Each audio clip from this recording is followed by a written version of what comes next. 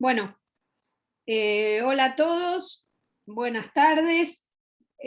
Vamos a dar comienzo a la segunda edición del curso de cirugía para residentes y que en realidad está abierto a toda la comunidad quirúrgica. Para los que hicieron ya el año pasado el curso, les informamos que en realidad los certificados los están armando, solo que como hubo un cambio de autoridades en la dirección de docencia, para que los certificados salgan firmados por la directora actual de docencia, hay que hacer un cambio en el sistema, lo están haciendo, hicieron la prueba, no salió bien, con lo cual estamos en un tema solamente de poner las firmas que corresponden, y luego de eso les vamos a enviar a todos por mail el certificado del curso. Un par de cosas antes de empezar. Primero, que prendan las cámaras. Segundo, elegimos esta modalidad porque nos parece que nos gusta más a todos y podemos interactuar y es mejor que estar mirando la charla colgada.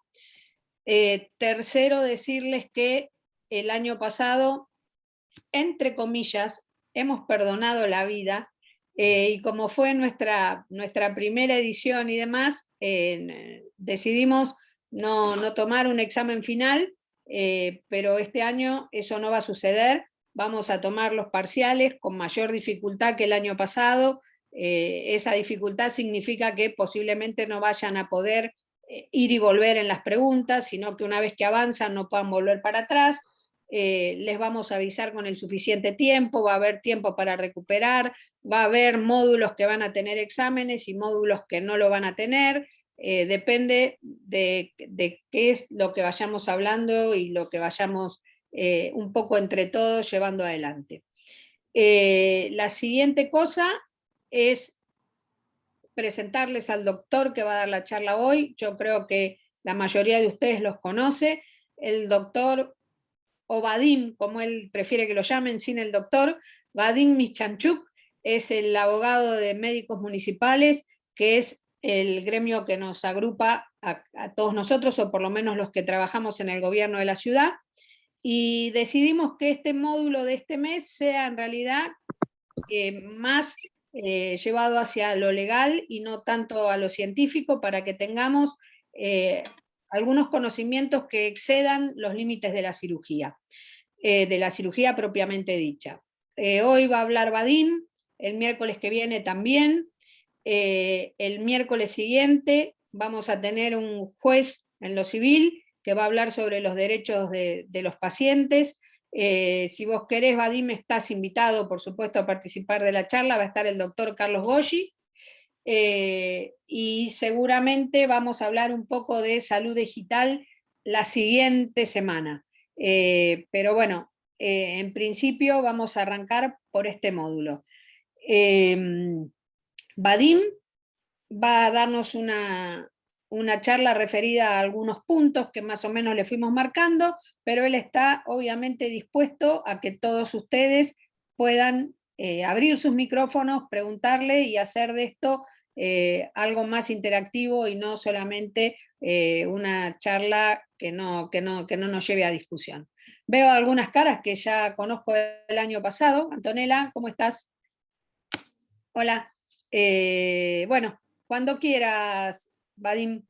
Bueno, muchas gracias. Gracias, Andrea, por invitarme a participar. La verdad que, mire, hace 23 años que me dedico a defender médicos y siempre sostengo que hay que tener este tipo de actividades porque yo no sé si ustedes los perciben o no, pueden interactuar a través del chat o abriendo micrófonos, pero cada vez más el mundo del derecho invade al mundo de la medicina. ¿Esto es así? ¿Sí o no? ¿Lo perciben o no lo perciben?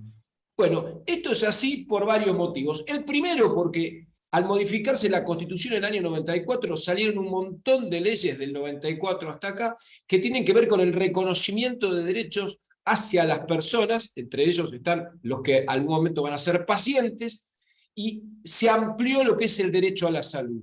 El derecho a la salud, que siempre fue el derecho a ser asistido, hoy es el derecho a ser asistido y además a ser informado. Con lo cual, en los últimos años, las funciones del médico cambiaron. Vieron que tenemos una sociedad distinta a partir de los últimos años, y no solamente en la Argentina, en el mundo en general. Entonces, en los últimos años cambió la sociedad, cambiaron las leyes, hubo un amplio reconocimiento de derechos, entre ellos relacionados a la salud, y el médico se ve en este combo explosivo en una situación en la que le sumaron algunas funciones, como por ejemplo, y es muy importante, la de informar, porque hoy el que toma las decisiones es el paciente bien informado. La época antigua era la época de ese médico parco que se sentaba, te escribía, hágase este estudio, tiene esto, vamos a hacer tal cosa, vamos a hacer tal otra. Ese es el escenario antiguo. El escenario actual es el médico que informa al paciente y que el paciente bien informado decide si se trata o no se trata, y si se trata, y hay varias opciones, de qué manera se trata. Entonces de repente el médico vio que cambió todo el escenario, cambiaron las leyes y está en el medio, porque el Estado generalmente no notifica cada vez que salió una ley. Yo acá veo entre los participantes, más allá de que veo mucha gente conocida, a la que saludo de manera general, pero bueno, veo gente de distintas edades. Yo voy a hacer una pregunta general. En el año 2009 salió la Ley de Derechos del Paciente, de la que van a hablar dentro de 3 jueves o 2 miércoles con ese juez civil. ¿Quién leyó la Ley de Derechos del Paciente de los 26 participantes que están acá? Esa ley que es tan rica y que además de los derechos del paciente te habla de la historia clínica, del consentimiento informado, de la muerte digna, con todo lo que eso implica, la limitación del esfuerzo terapéutico, las directivas de voluntad anticipada. De los 26 que están acá, que descuento que todos trabajan, o como médicos de planta, ya ejerciendo alguna especialidad, cirugía, por ejemplo, o como residentes. ¿Quién la leyó? ¿Quién la conoce? ¿Quién la maneja? A ver, levanten la manito amarilla o muevan la cabeza. Bueno, ven, fíjense, poco, muy poco. Y les quiero decir algo, que la Ley de Derechos del Paciente, que habla sobre esos temas que les dije, historia clínica, consentimiento informado, muerte digna, es como una guía para el médico.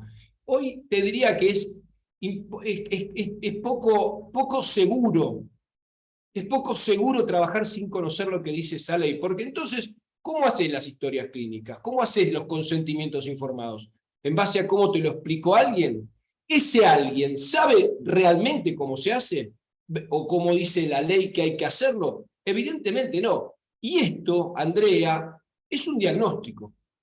Porque como dije antes, el mundo del derecho invadió el mundo de la medicina. Hoy, si sos médico, tenés que conocer las normas que regulan tu actividad, y no las estamos conociendo, salvo por este tipo de actividades que felizmente ustedes están convocando, y de esta manera se abre este espacio, esta ventana, para que los médicos puedan tener acceso a esta información. El día de mañana seguramente va a haber modificación de los programas de la carrera de grado, y toda esta temática, como todo lo que tiene que ver con las transiciones y con las evoluciones, toda esta temática va a ser volcada en la carrera de grado, y no lo que se ve ahora en medicina legal, que tiene que ver más con tipo de lesión de arma blanca, lesión de arma de fuego, orificio de entrada, orificio de salida, etcétera, etcétera. Esto es medicina legal. Esto es conocer las normas que tengo a mi cargo, porque les quiero contar, quizás mi visión tiene que ver con un lugar muy específico. Yo defiendo médicos. ¿En dónde los defiendo? Acá, en tribunales, en los juicios penales. ¿Y qué veo? Que hay muchos juicios. Otra pregunta que tiro en general. ¿Ustedes están al tanto que hay muchos juicios contra los médicos? Sí. ¿Les preocupa eso? Sí. Perfecto. Quiero decirles una cosa que les va a dar algo de tranquilidad. No siempre esos juicios tienen que ver con que hubo una mala práctica. Muchas veces esos juicios tienen que ver con que la historia clínica no está bien hecha. Muchas veces esos juicios tienen que ver con que el consentimiento informado no está bien hecho. Y eso es una buena noticia. ¿Por qué? Porque eso lo podemos ir mejorando. Lo podemos ir mejorando en estas actividades. Yo tengo algunas máximas para compartir con ustedes. La primera es que no hay profesional de la salud que termine su carrera sin haber pasado por tribunales. Es horrible lo que acabo de decir, pero no es una expresión de deseo. Es lo que yo veo después de tantos años de trabajar para ustedes, y sería un choto como abogado si no se los cuento. Entonces, primero, tengan en cuenta que tarde o temprano van a pasar por tribunales. Y estas charlas tienen que ver con prepararlos, coachearlos para ese momento. Los que tienen más suerte pasarán como testigos. Testigo es aquel que vio un choque entre el auto azul y el rojo y lo citan a declarar como testigo. Si no tiene nada que ver, lo citan para ver cuál fue el auto que venía por la derecha o cuál pasó el semáforo en rojo. Pero los que no tienen tanta suerte van a ser citados como imputados. Esto significa que o manejaban el auto rojo o manejaban el auto azul, y quizás hay alguien lastimado. Entonces, la diferencia entre testigo es aporta para la investigación de un hecho, y con el imputado, que es el que participó y el que puede salir sancionado en ese proceso. Entonces, tarde o temprano van a pasar por tribunales, como testigos o como imputados o demandados. Segunda máxima. ¿Saben a quién le va bien en tribunales? ¿A quién le va bien? Bueno, pongan cosas en el chat que yo después lo reviso. Lo primero que les voy a decir es, no le va bien ni al que dice la verdad, ni al que tiene razón, ni al que hizo las cosas bien. Porque en tribunales hay otra lógica. Es otro mundo que se rige de manera distinta y con códigos distintos a los que se rige en la comunidad médica. Mirá, para vos, Andrea, un abdomen es quirúrgico o no es quirúrgico. Y si es quirúrgico, lo pasás a quirófano, lo abrís y lo operás. Te manejás con eso, con tu verdad, con tus conocimientos y tu verdad. Ese es el mundo del médico, entre la vida y la muerte, lo que considera que es verdad y va a fondo. En mi mundo, el abdomen va a ser quirúrgico o no va a ser quirúrgico según lo que le convenga a mi cliente. Ese es el mundo de tribunales, gente. Ahí no se va con la verdad. En tribunales no se gana con la verdad. Si vos querés que te vaya bien en tribunales, tenés que poder probar que hiciste lo que decís que hiciste. Tenés que poder probar que hiciste lo que se esperaba que vos hicieras. Hace 2 días di una charla sobre responsabilidad profesional. Entonces decía, yo trato de buscar formas de contar estas cosas de la manera más simple. Me decían, ¿qué es la responsabilidad profesional? Si vos te vas a los libros, es un bajón, empiezan con palabras, frases, ¿no? La responsabilidad profesional es lo siguiente. Todos los profesionales, médicos, abogados, ingenieros, arquitectos, tienen un estándar para manejarse. Dentro de ese estándar es donde la gente espera que nosotros nos manejemos. Y responsabilidad profesional significa que si vos te corriste de ese estándar y causaste un daño, te tenés que hacer cargo. Esa es la responsabilidad profesional. En pocas palabras, en 2 o 3 frases, es que te tenés que hacer cargo de haberte corrido de lo que la gente espera de vos. ¿Y qué espera la gente de los médicos? La gente de los médicos espera que traten de llegar a un diagnóstico usando los medios que tienen a su alcance, no otros, los que tienen, hacen lo que pueden con lo que tienen. Y que llegado a ese diagnóstico, traten a ese paciente de la manera que científicamente o esté probado por trabajos estadísticos, que es la manera en la que se debe tratar. Se espera eso. ¿Dónde empieza a incurrirse en la responsabilidad profesional? Bueno, cuando teniendo elementos para llegar a un diagnóstico no llegaste, o cuando teniendo que aplicar un tratamiento no lo aplicaste en tiempo y forma. Que a veces puede pasar por circunstancias ajenas a vos mismo. Vos sabés que tenés que operar, pero no tenés anestesiólogo, entonces no operás. Ahí voy a la tercera máxima. Los jueces no resuelven sobre el hecho real. Un juez te juzga, te levanta el pulgar o te baja el pulgar, te absuelve o te condena. Si es un tema civil, son mangos. Si ustedes ven en la notificación o es un juez civil, lo peor que te puede hacer es obligarte a pagar una indemnización, que si tenés seguro, la pagará el seguro. Ahora, si dice penal, ahí está en juego tu matrícula. ¿Por qué les tiro este dato? Porque cuando reciben una notificación, una carta de documento, se les viene el mundo abajo. Yo lo sé. Entonces, por lo menos, llévense este dato en el bolsillo y ténganlo presente siempre. Cuando reciben una notificación, que la pueden recibir en papel, en tu casa o en el trabajo, la podés recibir por WhatsApp hoy en día, por mail. Si dice civil, son mangos. Si dice penal, ojo, porque ahí está en juego la matrícula y la posibilidad de una inhabilitación. Y si el delito en el que está caratulado el proceso es un delito como el abandono de personas seguido de muerte, hasta tener riesgo de una detención. Entonces, volviendo al tema. Yo te quiero decir, y te corto un segundo, así te tomás un vaso de agua, que veo que es lo que vas a hacer. Yo tengo la mía acá. La primera vez que yo era residente del segundo año y me llegó una notificación, por favor cierran los micrófonos. Me llegó un papel, como vos decís, una carta que llegó a mi casa. Yo era residente del segundo año y decía que me tenía que presentar en Comodoro Pi. Digamos, la primera cosa que se me pasó por la cabeza era que Comodoro Pi quedaba como en el sur, como que me iban a llevar presa, como si fuera el, no sé, el Conde de Montecristo, allá a la cárcel del mundo. Comodoro Pi a mí me sonaba tipo Ushuaia, la cárcel de Ushuaia, no Retiro. Y por supuesto nunca leí lo que decía, y la primera citación que yo tuve en realidad fue de testigo por una cosa que nada, entré y salí del tribunal y me fui.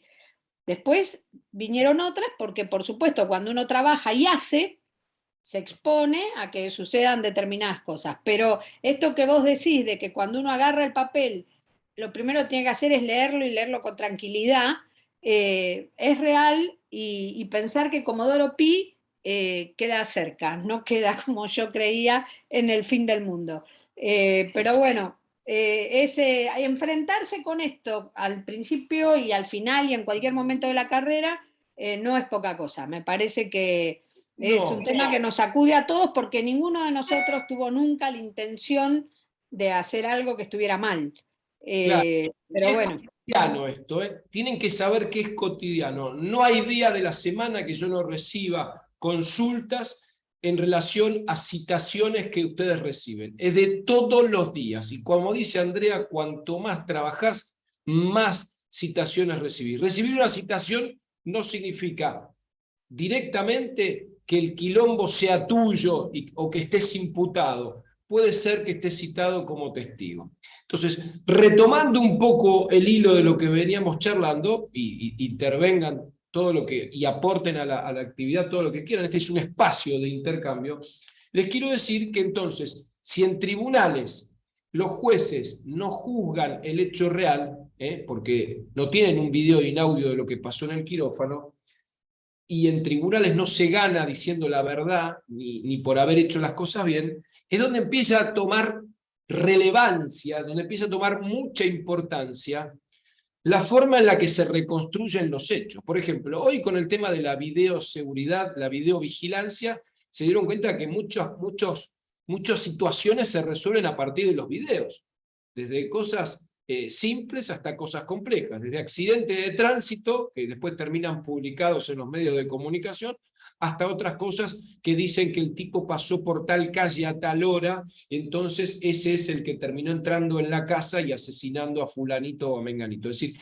fíjense cómo la justicia necesita reconstruir el hecho. No se encuentra un cadáver y después se empieza a buscar. Si las cámaras de seguridad encuentran a alguien entrando a ese domicilio, saliendo, los celulares prendidos se marcan en un mapa, en algo que se llama celdas, y mi celular ahora está prendido en una celda que quizás ocupa desde Callao hasta la 9 de julio y desde Sarmiento hasta Lavalle. Esa es la celda. Entonces, si quieren reconstruir dónde estaba yo a las 15:30 del día de hoy, mi celular está prendido, se usa, se apaga, se usa, se apaga, está acreditado que mi celular estaba acá. Entonces, en relación a los actos médicos, que cada vez más son puestos bajo la lupa de la justicia, y ese es el objeto de esta charla, es decir, ojo, ustedes son médicos y cada vez más los actos que desarrollan de manera cotidiana son puestos bajo la lupa de la justicia, a ver si cometieron algún acto negligente, imperito, imprudente y causaron un daño. Entonces,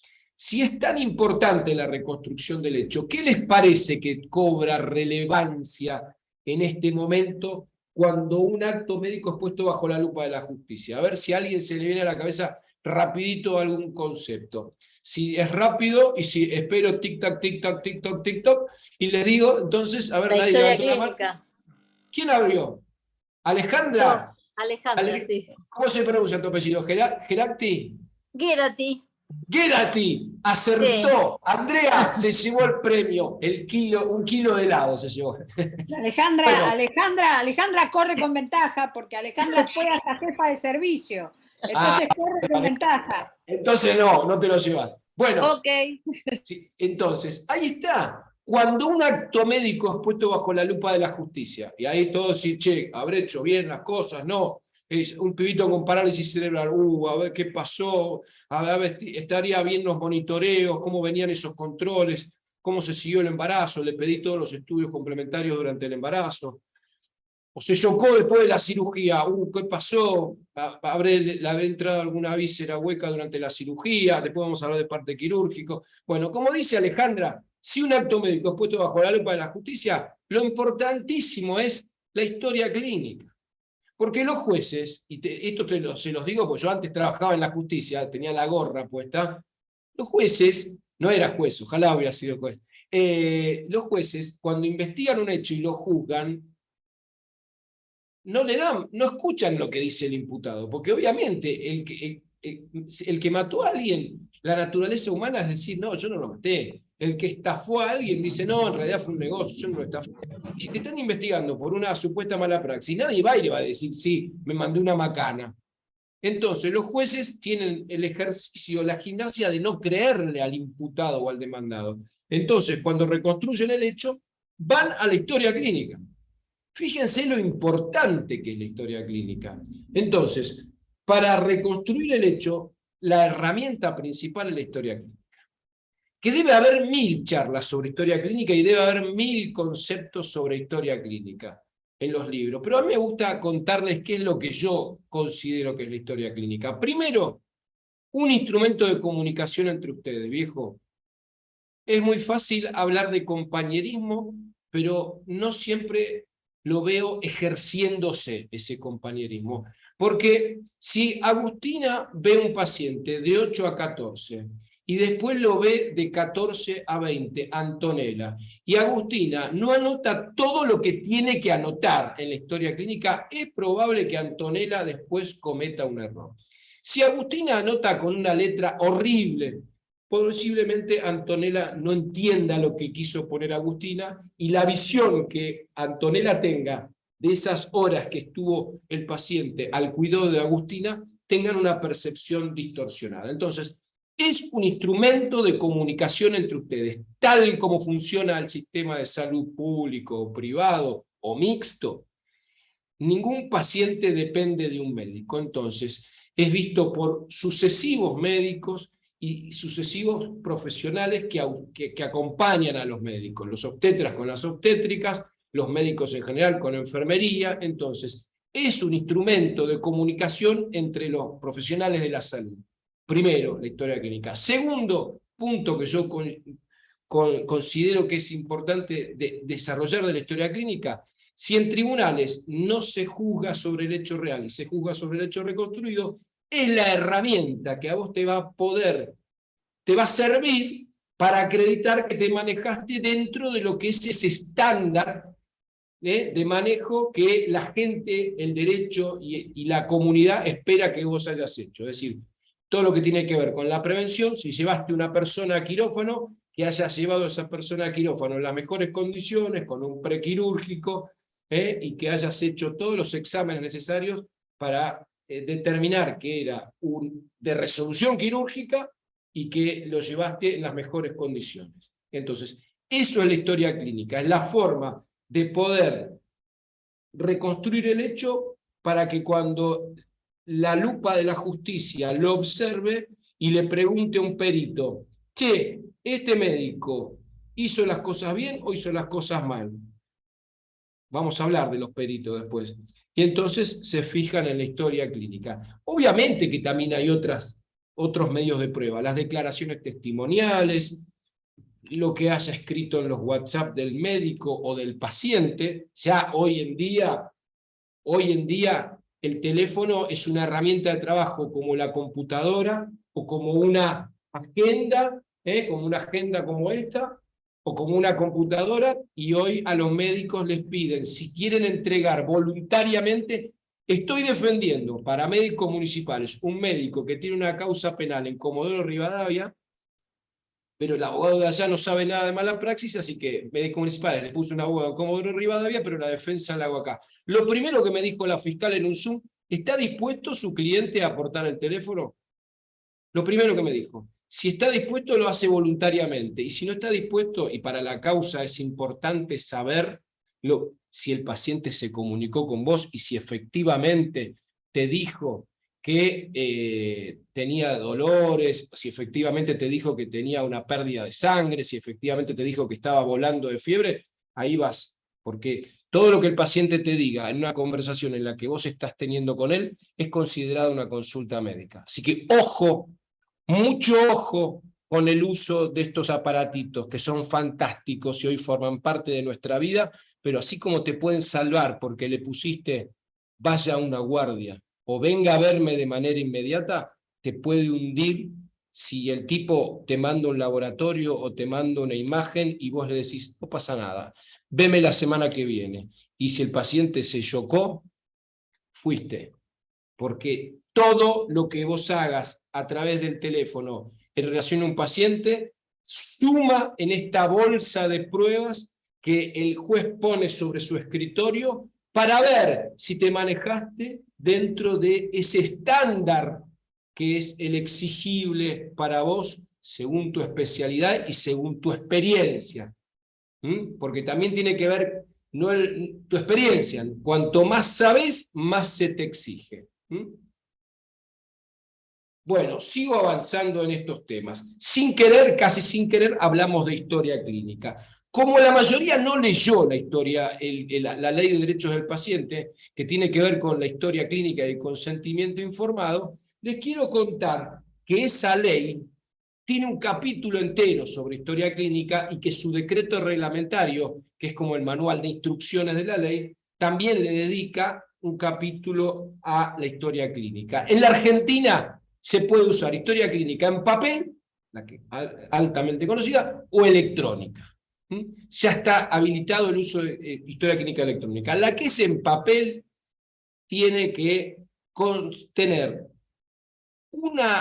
un inicio de historia clínica donde conste la mayor cantidad de antecedentes del paciente, familiares, etcétera, etcétera, y después cada evolución, escuchen esto, cada evolución tiene que tener la fecha, no al inicio de la hoja, cada evolución, fecha, hora, firma y aclaración con el rol o función que desempeñas en ese lugar de trabajo. ¿Qué quiero decir? Si sos residente, poné que sos residente de segundo, poné que sos residente de tercero, poné que sos residente de primero.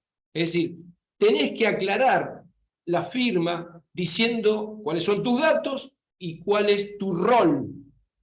Es importantísimo esto a la hora de poder reconstruir el hecho. ¿Quién tomó esta decisión? ¿Un residente? ¿La tomó un médico de planta? ¿Puede un residente disponer que se haga una cirugía? ¿Puede? No puede. Está en un sistema de capacitación e información. En algún momento siempre se habla de la responsabilidad del residente. Vamos a poner blanco sobre negro. El residente es un médico y como tal tiene responsabilidad. La suya, se espera del residente que actúe de tal manera. ¿De qué manera? Se espera que actúe dentro de ese sistema de capacitación e información como médico para adquirir la especialidad y en ese sentido tiene la obligación de informar a quien le está controlando y supervisando su tarea y de acatar las decisiones de quien está controlando y supervisando su tarea. Por eso yo siempre recomiendo que si hay la decisión de intervenir quirúrgicamente a ese paciente, que quede constancia de la manera que sea que la decisión quirúrgica la tomó quien la haya tomado. Lo mismo que después, si ese residente participa de la cirugía, lo que corresponde es que el parte quirúrgico sea un fiel reflejo de lo que es la realidad. Si actúa el residente como cirujano y el médico que lo está supervisando actúa como ayudante que hace un desarrollo y una descripción de la tarea que llevó adelante cada uno. No iba a hablar directamente ahora del parte quirúrgico, pero les quiero decir algo. Yo hago un taller de parte quirúrgico que sale bastante divertido, a veces según el día, donde lo que encuentro es que los partes quirúrgicos que reviso, 8 de 10, son bárbaros como copio y pego de la técnica quirúrgica, pero donde hacen agua, viejo, es en la descripción del paciente. No pueden hacer todos los mismos partes quirúrgicos para la misma técnica quirúrgica. Y si el paciente tenía un panículo adiposo así, no lo ponen. Y si el paciente tenía las asas intestinales llenas de adherencias y hubo que separar, y eso pudo haber provocado algún tipo de laceración o algún tipo de estrés para los tejidos y se provoca un sangrado en 2 tiempos, ¿cómo explico yo? ¿Cómo se explica después? Entonces, los partes quirúrgicos en general los hacen muy bien como si fueran para un examen y reflejan la técnica quirúrgica. Donde yo recomiendo que tienen que reforzar es en describir las circunstancias de tiempo, modo y lugar y las características de ese paciente. Porque no es lo mismo un paciente de 60 años con unas características físicas que con otras características físicas, y no es lo mismo un paciente que tiene cirugías previas, un paciente que no tiene cirugías previas, que el primero tiene más chances de tener adherencias, y esas adherencias me van a complicar la tarea de llegar al lugar a donde tengo que operar. Si la resolución es quirúrgica, pero para llegar al lugar provoco, obviamente sin intención, una lesión al tener que separar las asas intestinales, eso no es una mala praxis. Ahora, si yo no describo la complicación que tuve para llegar a ese lugar, entonces sí van a decir, flaco, ¿cuál fue la complicación que tuviste para llegar a ese lugar y después apareció un sangrado? ¿Se entiende? Entonces, eso con respecto a los partes quirúrgicos, que es un dato que me parece que ustedes tienen que grabarse en la cabeza. El parte quirúrgico no es solamente una descripción de la técnica quirúrgica, es una descripción de lo que fue pasando en esa cirugía. Yo entiendo, no soy un paracaidista y sé que después de 3 horas de cirugía, 2 horas de cirugía, sentarte a hacer un parte quirúrgico es un dolor de cabeza y aparte por ahí estás agotado, no es la única cirugía del día, más todo el trabajo que estás haciendo, durísimo. Pero hoy no podemos escudarnos en eso, en que tenemos mucho trabajo. Lamentablemente, hoy los profesionales trabajamos así, con un exceso de trabajo. Es decir, quizás antes un médico podía hacer estoy tirando fruta, por ahí antes un médico tenía que hacer una operación por semana, o por ahí antes un médico tenía que atender 5 pacientes por día, y hoy tenemos a los médicos que atienden 20, 30, 40 pacientes por día y hacen por ahí más de una cirugía por día. Es una realidad, la tenemos que aceptar. La tenemos que aceptar y que se trabaja en esas condiciones, y que lamentablemente, si bien puedo al describir las circunstancias de tiempo, modo y lugar para justificar algún tipo de situación, tiene que estar descrito eso, las complicaciones en el parte quirúrgico y si, por ejemplo, hubo una demora en la cirugía porque se tardó por algún motivo que yo estaba ocupado haciendo otro trabajo. Así que hablamos de lo que es la historia clínica, que es ese instrumento de comunicación entre ustedes, y es lo que les va a servir el día que tarde o temprano van a ir a tribunales, y como dije, no es una expresión de deseo, no es mala onda, sino que es un dato de la realidad. Además de esa historia clínica, hablamos del parte quirúrgico, que lo veo, no estoy hablando en el aire. Yo no hablo de lo que leo en los libros, hablo de lo que veo todos los días en los hospitales. Hoy a la mañana estuve en el Álvarez. Entonces, mejoren los partes quirúrgicos en cuanto a la descripción fáctica, no técnica. En la técnica es brillante, en cuanto a las características del paciente. No puedo no hablar de lo que es el consentimiento informado. No puedo no hablar de eso, sobre todo frente a cirujanos y futuros cirujanos. Porque les diría que, así como les dije que en la Argentina hay 2 tipos de historia clínica, la que es en papel y la que es electrónica, y que la electrónica tiene que tener 3 requisitos, no es un Word, tiene la ley, te dice que tiene que cumplir con 3 requisitos, que es que para entrar a ese programita tenés que tener una clave. Si es una historia clínica en la que entra cualquiera, no sirve, no labures con una historia clínica en la que entra cualquiera, porque van a dar una alta y le van a poner que la diste vos. Entonces, no. Cada uno que evoluciona tiene que tener un password, y les recomiendo, si el sistema no se cierra automáticamente, que lo cierren, porque llegué a juicio oral con una médica que había dejado la sesión abierta y no digo con mala leche, pero el que vino atrás le dio el alta a un paciente con sucesión y le acusaron de la muerte del fulano, porque obviamente se murió el tipo, y el alta había sido dada dentro de sucesión. Entonces, primer requisito, que sea un programa en el que hay que entrar y salir con una clave. Segundo requisito, que los datos que vos ingresás a la historia clínica vayan a un lugar seguro. Y tercero, que no se pueda escribir y borrar en la historia clínica como si fuera un Word, que se pueda editar, que se puedan agregar, se puedan hacer modificaciones, pero que quede lo que ya estaba escrito y que vos agregás lo nuevo, pero sin que se borre, las medidas de seguridad que establece la ley. Bueno, estaba hablando del consentimiento informado para cirujanos. ¿Cómo no hablar de consentimiento informado? Consentimiento informado en la Argentina, según la ley esta que yo les dije, que es la Ley de Derecho del Paciente, y según el Código Civil, es obligatorio. Todo acto médico requiere consentimiento informado. Entonces, acá siempre alguien salta y me dice, pero por una aplicación le voy a hacer un consentimiento informado, o por una consulta de telemedicina. Sí, porque se confunde consentimiento informado con que es el formulario. No, el consentimiento informado es el proceso de traslado de información al paciente y el paciente acepta lo que yo le voy a hacer. Hasta un examen mamario requiere consentimiento informado. Si yo recibo una mujer en el consultorio y por edad, por protocolo, por lo que sea, le tengo que hacer un examen mamario, tengo que anotar, se le explica a la paciente Juana que se le va a hacer un examen mamario que consiste en la palpación de los pechos. Y la paciente acepta. 3 renglones. 3 renglones. Entonces, el consentimiento informado es para todo tipo de acto médico, desde un acto simple, y traje a colación el examen mamario porque tengo 2 denuncias de abuso sexual, porque el médico no le avisó que le iba a hacer un examen mamario, para él es un examen de rutina, la mina salió del consultorio y le hizo una denuncia por abuso sexual, porque dice, yo fui al médico y de repente me encontré con que me pidió que me saque la remera y me empezó a manosear los pechos. Esa es una denuncia por abuso sexual. Entonces, por eso traigo a colación eso, porque lo tengo fresco. Entonces, desde un examen mamario hasta una cirugía, todo acto médico requiere consentimiento informado, pero es la propia ley la que nos dice en qué casos el consentimiento tiene que ser el famoso formulario que describe todo, las consecuencias, las complicaciones, los efectos adversos, lo que se espera de ese tratamiento, todo con la firma del paciente y la firma del médico. ¿Saben qué tipo de actos médicos son? ¿Saben o no saben? Bueno, se lo voy a decir yo, y no porque esto es para ganar tiempo, porque por ahí el chat nos demora un poco. Igual ustedes vayan escribiendo. La ley lo dice, anoten. Internaciones, que el otro día me enteré que en un hospital de la Ciudad de Buenos Aires no hacían consentimiento informado de internación. Una locura.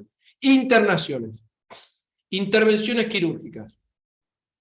Procedimientos diagnósticos riesgosos o invasivos, procedimientos terapéuticos riesgosos o invasivos, IVE, ILE y la revocación de todo tipo de consentimiento. Es decir, que estos 6 tipos de actos médicos requieren el formulario por escrito, en papel, con firma del médico y firma del paciente. Y el resto de los actos médicos, que deben ser cientos o miles, requieren lo que la ley llama consentimiento informado verbal. ¿Qué es esto? Se le explica a la paciente que se le realizará un examen mamario y la paciente acepta. 3 líneas, 4 líneas, las anota el médico en su ficha de consultorio, en su historia clínica, en papel o electrónica, y listo, no requiere firma del paciente.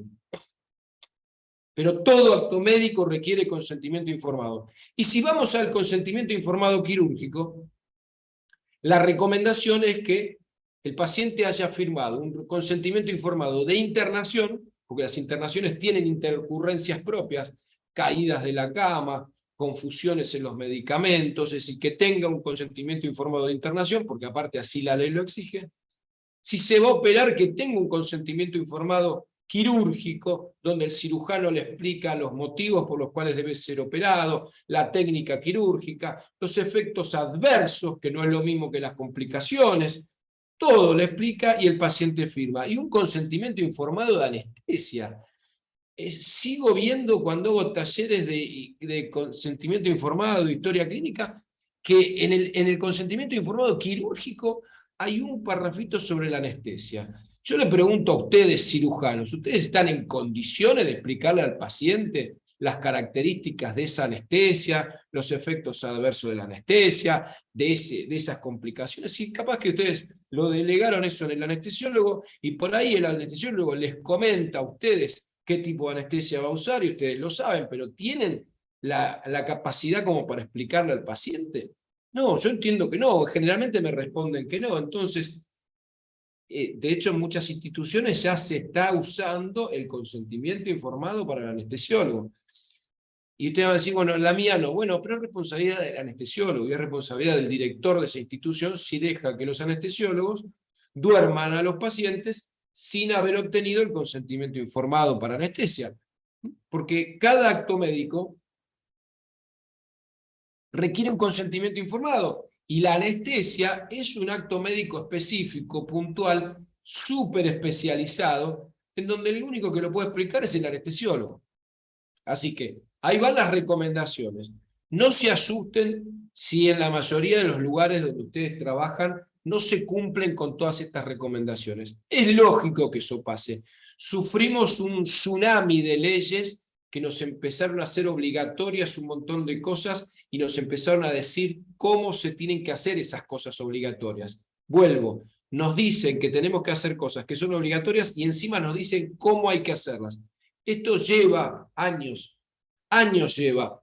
Fíjense que las leyes van saliendo y para que las leyes tengan un efecto sobre las conductas humanas, siempre llevan tiempo. Así que no se hagan problema. Hoy me llevé una linda sorpresa, una grata sensación me llevé del Hospital Álvarez. Aquellos que me siguen en el Instagram saben que yo recomiendo usar cartelería con esto de que no se pueden grabar a los profesionales de la salud. Lo dice el Código Civil, no lo invento yo. No se puede filmar a alguien que te está dando un informe. No se puede filmar, no te pueden grabar. Ahora, ¿qué pasa? Cuando sacan el teléfono, por ahí se genera una discusión, no filme, no grabe, entonces el teléfono se cae al piso y ahí empieza, gato, me tiraste el teléfono, te comes una trompada y se arma flor de bataola. Entonces, ¿qué vengo yo batallando hace mucho tiempo? Cartelería, viejo, usen cartelería. Y hoy fui al Hospital Álvarez y me encontré con esta grata sorpresa de que habían puesto carteles con el texto que yo no sé si no se va a ver.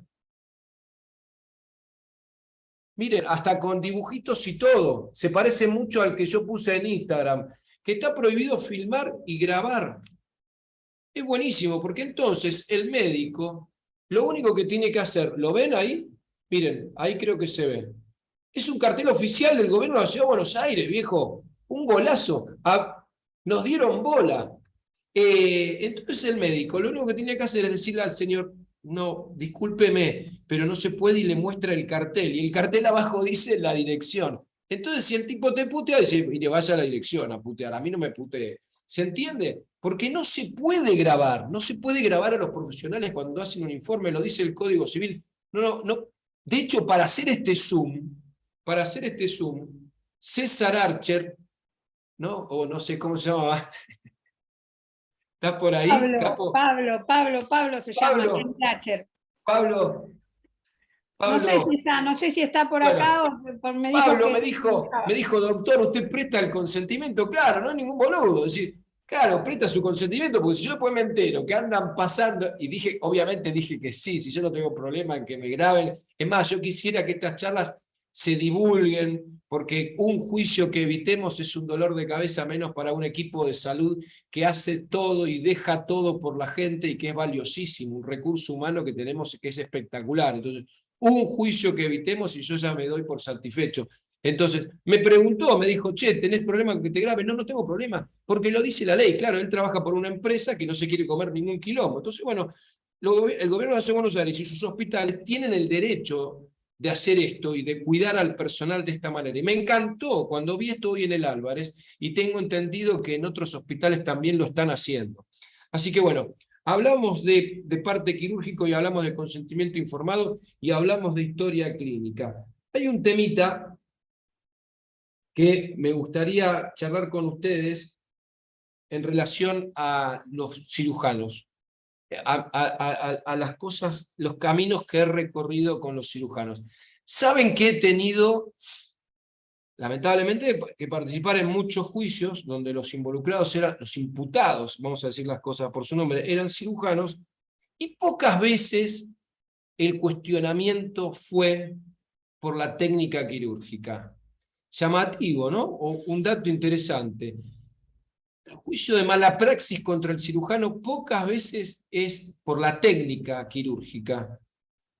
La mayor cantidad de veces es por el seguimiento postoperatorio. La mayor cantidad de veces es por el seguimiento postoperatorio. Todo un tema del que podemos sacar datos y empezar a registrar de una manera más prolija el control postoperatorio. Las indicaciones que le das al paciente, se las das y que firme que las recibió. El periodo en el que le decís que hay que hacer controles, si no lo cumple, anotás que el paciente no cumplió con el control postoperatorio. Las pautas de alarma. Si revisás al paciente, muchos que operan en privado, por ahí, bueno, lo operan en privado, y después, che, voy a estar en el hospital, pasá por el hospital, y resulta que es un paciente de privado, pero después lo controlan en el hospital, y en el hospital no tiene historia clínica. Algunos plásticos lo van a controlar a la casa, o los ven en distintos consultorios. Entonces, ojo con el seguimiento postoperatorio, porque si yo tengo que hacer un ranking de los juicios que hay contra cirujanos, le digo, lo primero que pongo es control postoperatorio. Yo no soy quien para decir si el control fue correcto o no fue correcto. Yo lo que les puedo decir es que el registro, la forma en la que quedó reconstruido el seguimiento postoperatorio, mostró deficiencias. Que cuando le preguntaban a un perito, porque en definitiva los jueces son jodidos muchas veces, pero los jueces basan sus resoluciones en lo que le dicen los peritos del Cuerpo Médico Forense, los peritos oficiales. Los peritos agarran y dicen, bueno, no, a este paciente tendría que haberlo seguido, en las siguientes 48 horas tendría que haberle hecho mínimo 2 consultas, por ejemplo. Lo triste, lo peor del caso, es que quizás las hicieron ustedes, pero no las documentaron. Quizás hubo comunicaciones telefónicas, pero no las documentaron. Entonces, ojo, primero dije ojo con los partes quirúrgicos que no describen las características del paciente. Ahora les tiro otro ojo. Ojo con el seguimiento postoperatorio.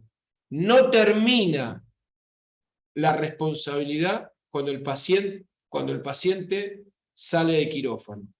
No termina la responsabilidad cuando el paciente, el anestesiólogo te dice, ya está, se recuperó, pasalo a piso.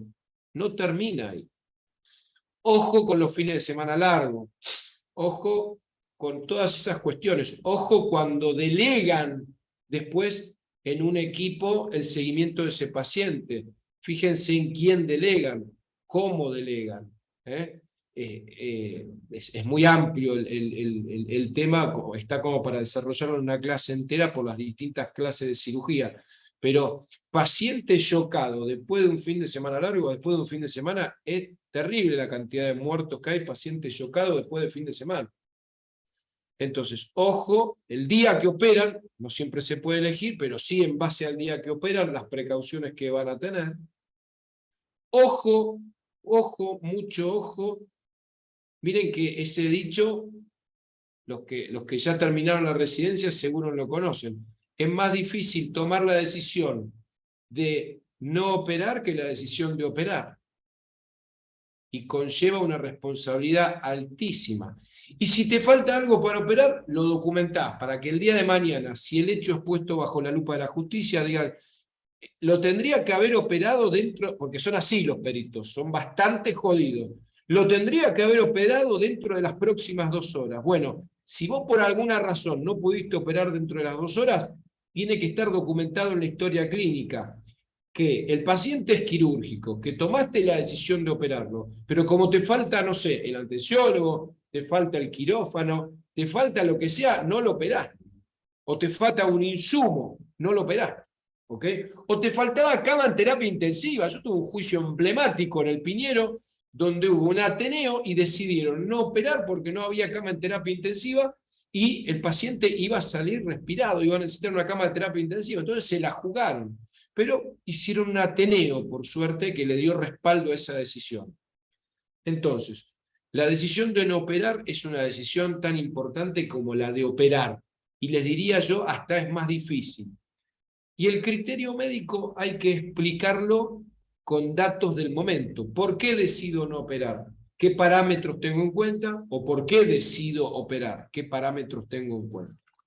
Les voy a contar un caso muy cortito, lo más breve posible, para que yo les pueda contar a ustedes cómo es esto de que los jueces no resuelven sobre el hecho real, sino sobre el hecho reconstruido. A mí me tocó perder un juicio que me dolió muchísimo, que fue así. Paciente con diagnóstico de aneurisma de aorta abdominal, 5.5 de diámetro, ya de 4,5, 5 para arriba es quirúrgico del Michans, así que no cabe duda que era quirúrgico. Este estaba diagnosticado por imágenes, no lo operó en el hospital que lo tenía, le hizo la tomografía, pero no lo operó porque no tenía vascular. Entonces se lo mandó al hospital que tenía vascular.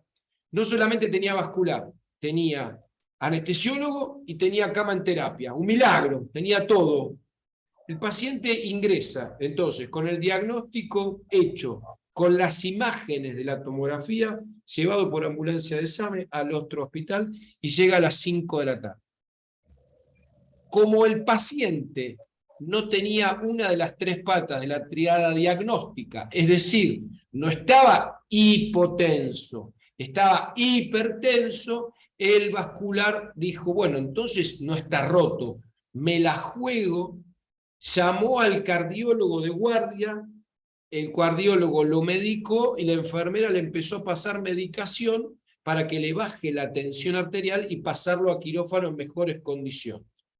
El asunto es que mientras estábamos en eso de que le pasaban la medicación y pim pum pam, el paciente, ¡pum!, se le rompió el aneurisma y se fue a mejor vida.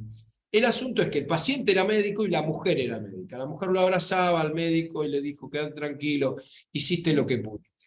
¿Qué pasó? Denuncia penal. ¿Qué pasó? Juicio penal, juicio oral y público, como son los juicios orales o los juicios penales, juicio oral y público.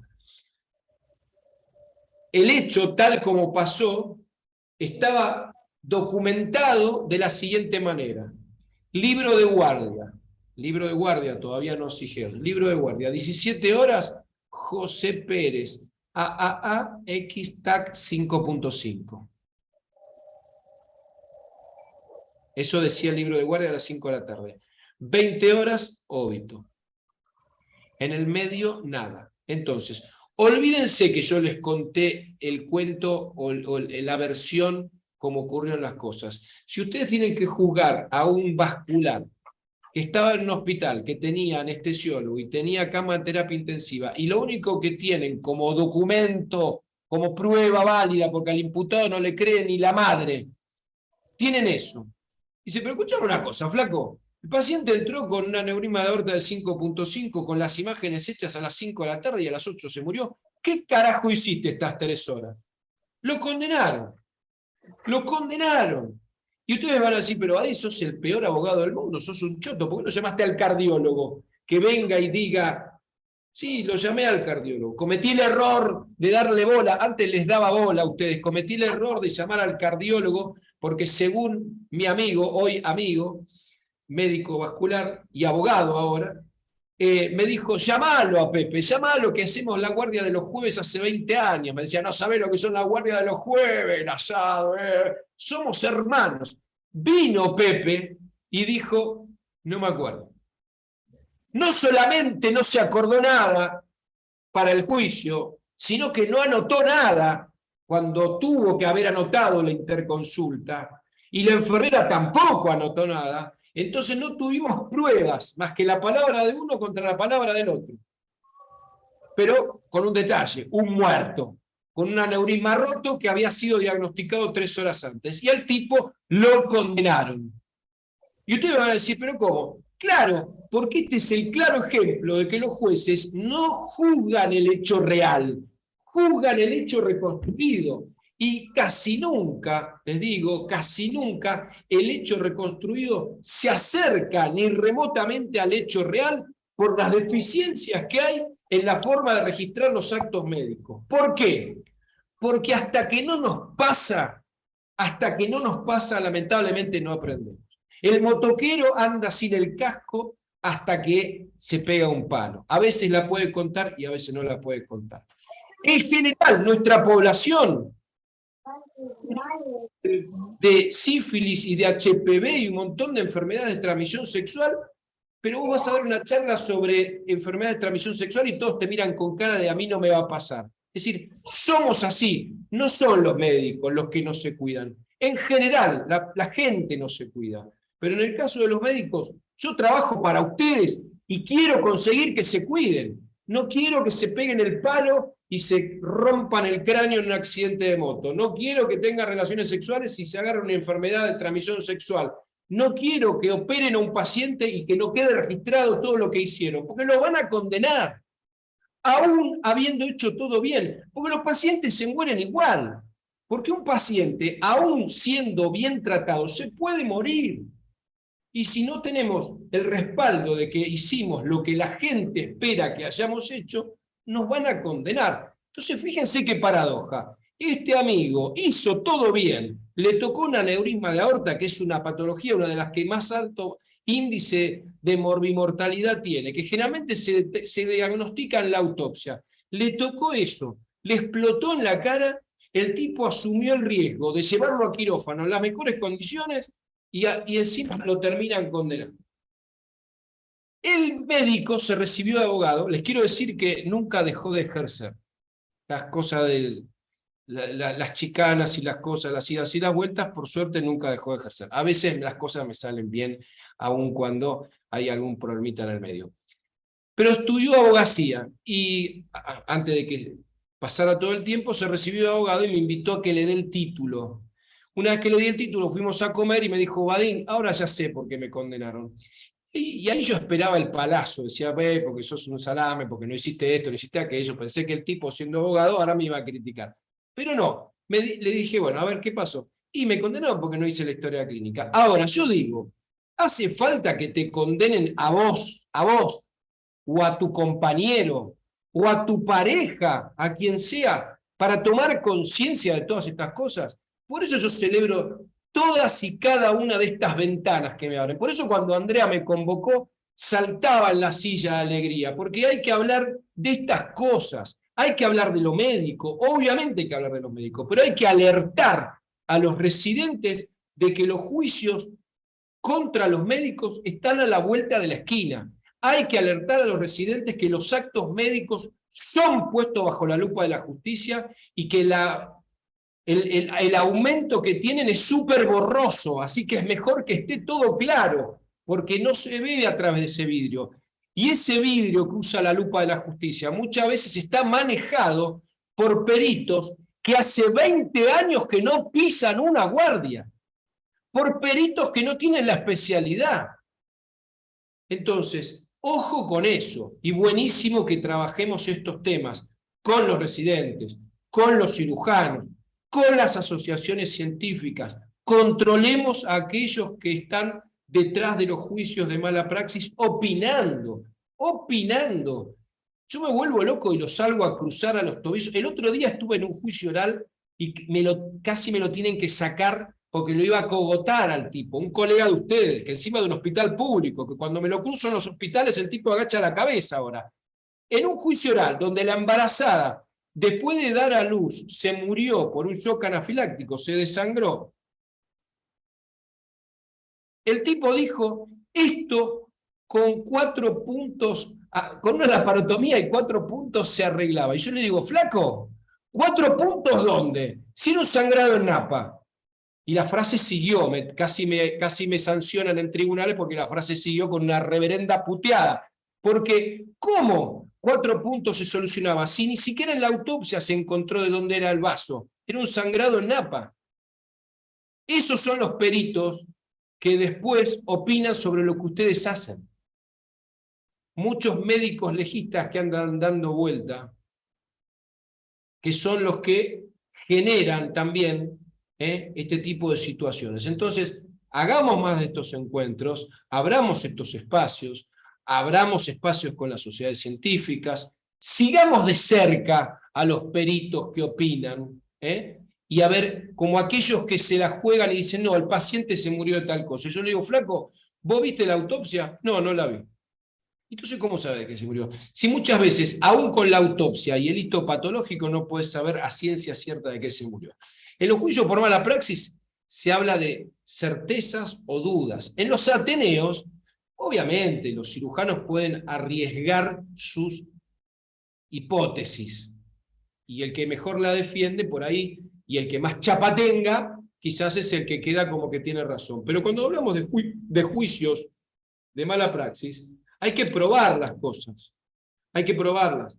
Entonces, ojo con estas cuestiones, porque los que lo juzgan muchas veces están asesorados por personajes siniestros. Yo sé que el médico en general dice, bueno, el peor enemigo que tengo es el abogado. Es verdad que hay abogados que se dedican a hacer juicios contra médicos, pero también sepan que esos abogados alguien les da letra, y los que le dan letra son estos personajes siniestros a los que hay que seguir muy de cerca, y no perdonarles una, y cuando arriesgan una causa de muerte hay que preguntarles cómo lo obtuvieron. Y si es una hipótesis, y esto va también como recomendación para ustedes, para cuando sean citados como testigos, está bueno que cuando van a declarar con respecto a algo, digan, mirá, yo creo, mi hipótesis, pero la medicina no es 2 más 2, 4.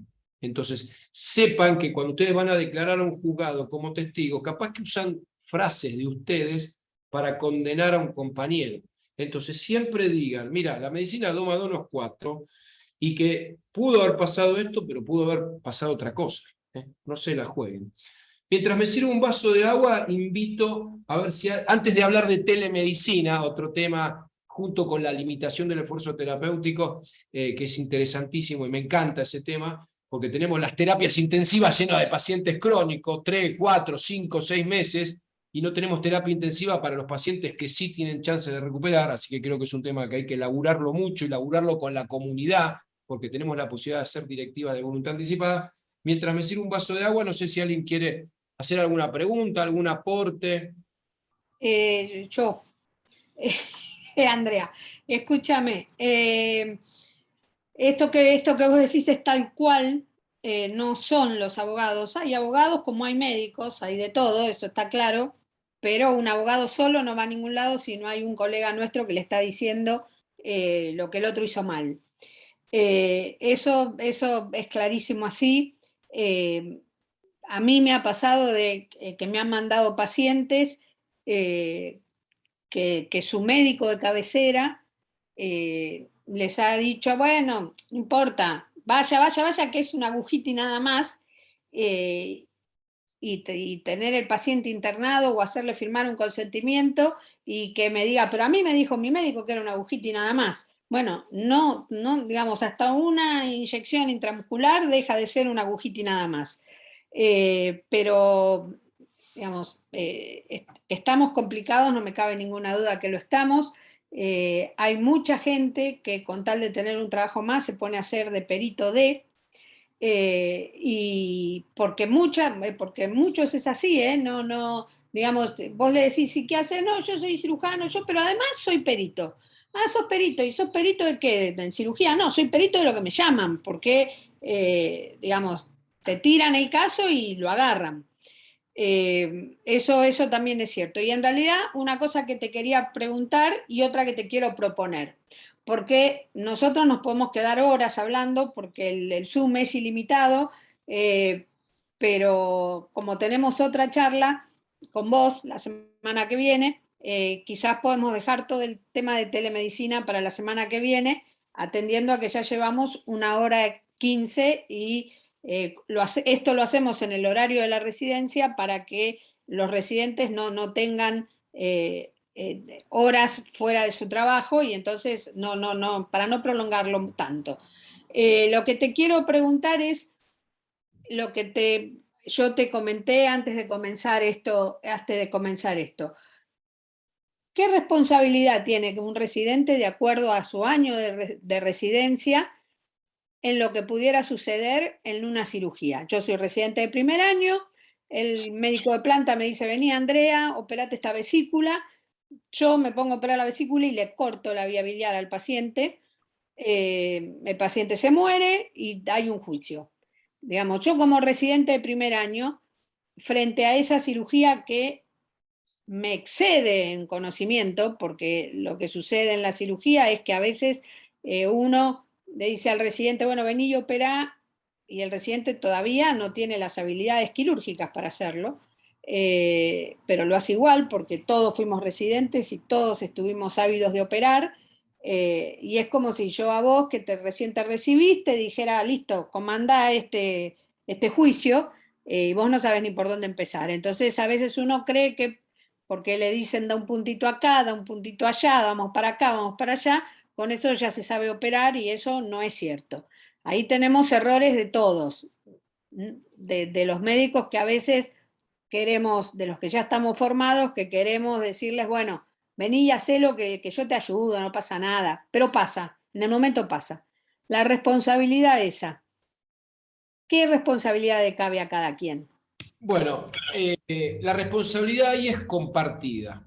Primero, muy interesante esto que planteas, Andrea, y me gusta cuando uno se abre de esta manera, es decir, primero tenemos que saber que así como si vos me dijeras, Vadim, tenés que manejar un juicio oral y yo estoy recién recibido, correspondería que yo diga si me siento en condiciones o no para hacerlo, y que el que me lo ofrezca también antes evalúe. Una cosa es el voluntarismo y otra cosa es la complejidad. Por eso ustedes empiezan desde cirugías bien sencillas, o ayudando en cirugías bien sencillas, y después participando en cirugías bien sencillas, después va subiendo la complejidad. ¿Por qué? Porque la responsabilidad es compartida. Si bien la residencia es un sistema de capacitación y formación profesional, hay una corresponsabilidad. Obviamente que si el residente del primero y del segundo año, la responsabilidad es más baja y suma envergadura la responsabilidad del médico especialista que estaba con el residente, que es el que lo está supervisando,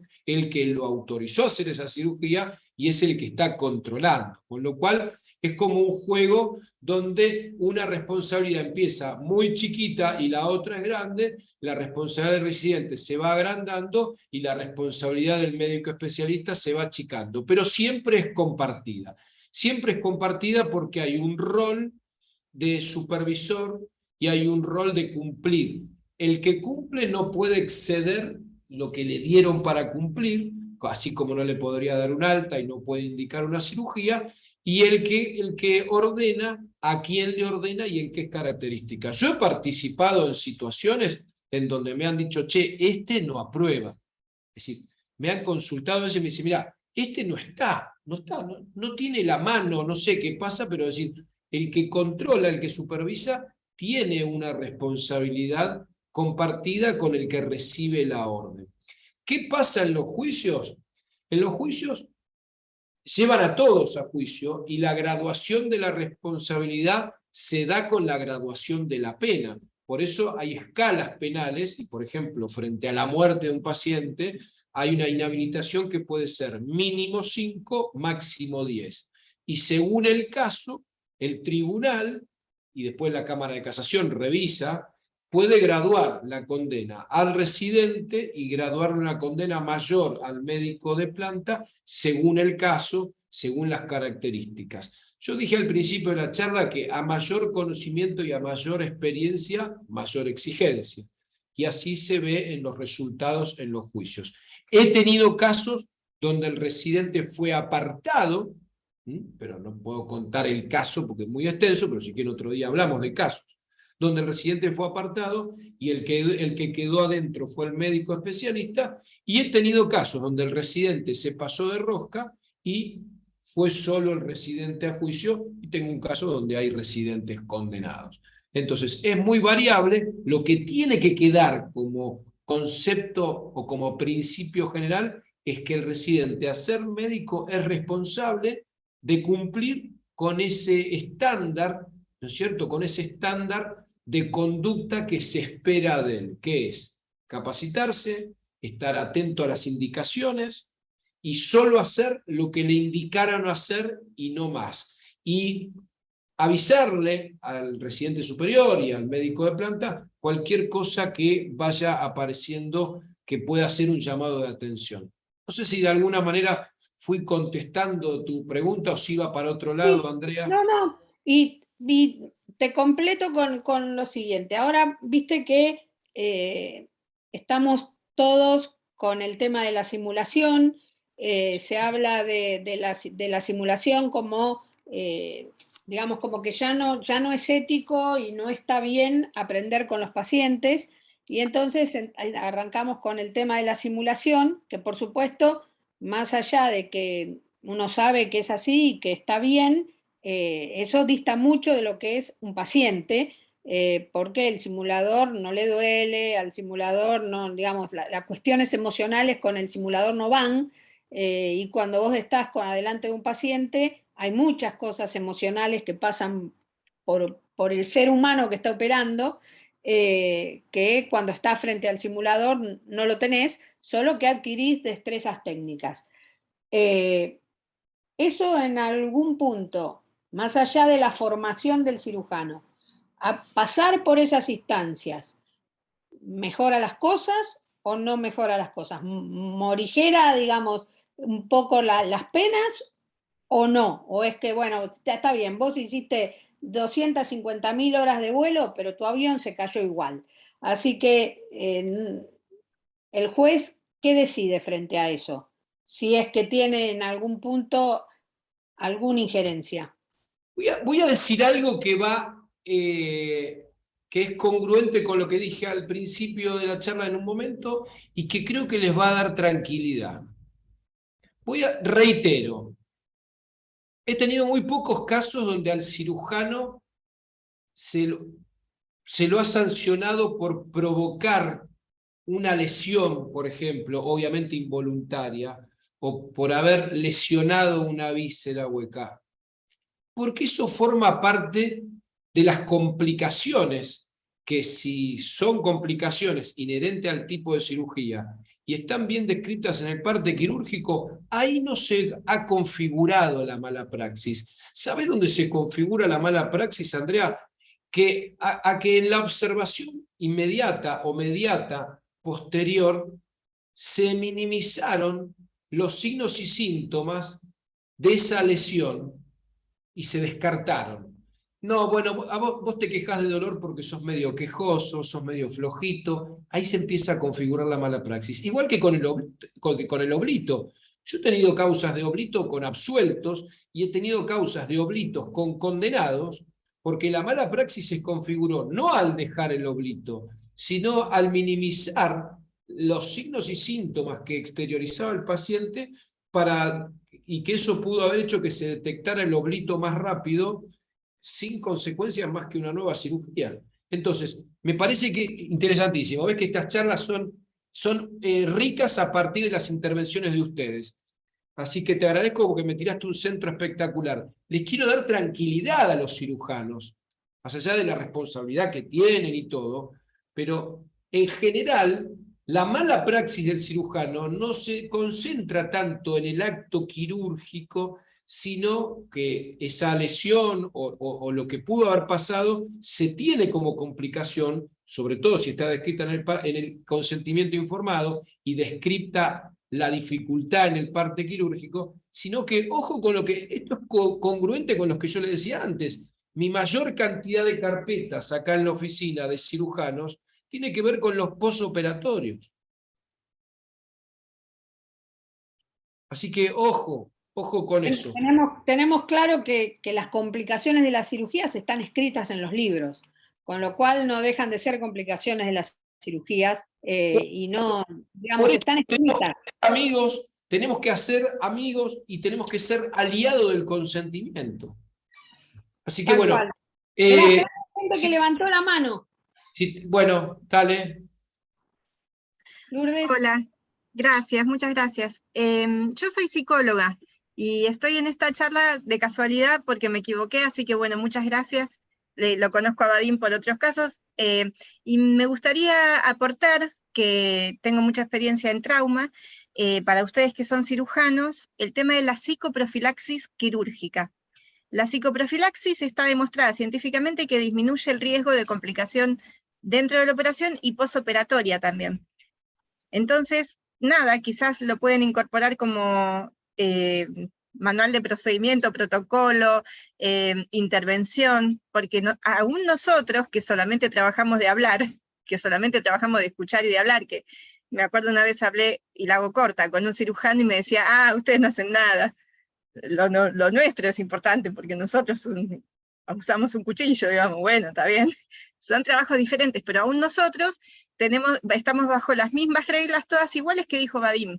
Usamos consentimiento informado, no podemos hablar con niños, por ejemplo, si no tenemos por escrito el permiso de ambos padres, porque te estás metiendo en la mente de un chico, entonces no podés hacer eso. Y uno, visto de afuera, parecería que uno está hablando y nada más, y no es inocente. Entonces, digamos, el uso del lenguaje, como decía Vadim, de la historia clínica, de la comunicación, es fantástico, y el tema de que tengan en cuenta la psicoprofilaxis quirúrgica, tanto para el paciente, como también como para ustedes mismos, porque ustedes son su herramienta de trabajo. Entonces, si la figura o la persona, yo cuido a los que cuidan, entonces, cuidar a los que cuidan, si la persona del cirujano está bien, muy probablemente después pueda estar más atento y mejor a estos pequeños síntomas y signos que se ven posteriormente, que si está muy estresado o pasado, por ahí se le pasan por alto, como cualquier persona normal que está estresada, digamos. Así Muchas que tengan gracias. en cuenta eso para ustedes gracias. también. Muchísimas gracias, excelente el aporte. Acá Alejandra hizo una ¿Tenés pregunta. preguntas? En la pregunta, sí, dice, ¿qué pasa con el seguimiento en un hospital público donde no van todos los días los que operan? Muy interesante y algo muy real, muy de todos los días. Importante las indicaciones que dejas. Deja buenas indicaciones, que el que te toma la posta está obligado a cumplir con esas indicaciones. Y si no las cumplen y el paciente tiene alguna complicación y a ellos les pasa desapercibida, se van a tener que hacer cargo.